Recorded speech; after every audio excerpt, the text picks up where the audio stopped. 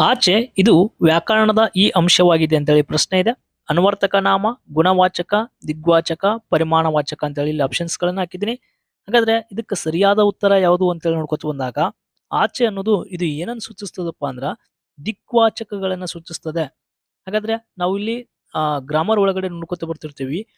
ವಸ್ತುವಾಚಕ ಒಳಗಡೆ 3 ಪ್ರಕಾರಗಳು, ಅಂಕಿತನಾಮ, ರೂಢನಾಮ, ಅನ್ವರ್ತಕ ನಾಮ ಅಂತೇಳಿ. ನೆಕ್ಸ್ಟ್ ಗುಣವಾಚಕ ನಾಮಪದ, ಸಂಖ್ಯಾವಾಚಕ ನಾಮಪದ, ಪರಿಮಾಣವಾಚಕ ನಾಮಪದ ಇವೆಲ್ಲ ಬರ್ತಾವಲ್ಲ, ಅದ್ರ ಒಳಗಡೆ ಇದಕ್ಕ ದಿಕ್ವಾಚಕ ಇದಕ್ಕೆ ಸರಿಯಾದ ಉತ್ತರ ಆಗ್ತದ.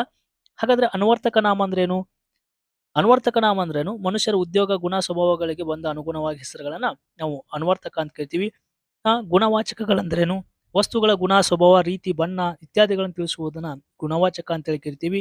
ಇನ್ನು ಪರಿಮಾಣವಾಚಕಪ್ಪ ಅಂದ್ರೆ ವಸ್ತುಗಳ ಗಾತ್ರ, ಅಳತೆ ಬಗ್ಗೆ ತಿಳಿಸುವುದನ್ನ ಪರಿಮಾಣವಾಚಕ ಅಂತ ಕರಿತೀವಿ. ಈ ತರ ಸ್ಪರ್ಧಾತ್ಮಕ ಪರೀಕ್ಷೆಗಳಿಗಾಗಿ ಚಾನಲ್ನ ಸಬ್ಸ್ಕ್ರೈಬ್ ಮಾಡ್ಕೊಡಿ. ಧನ್ಯವಾದ.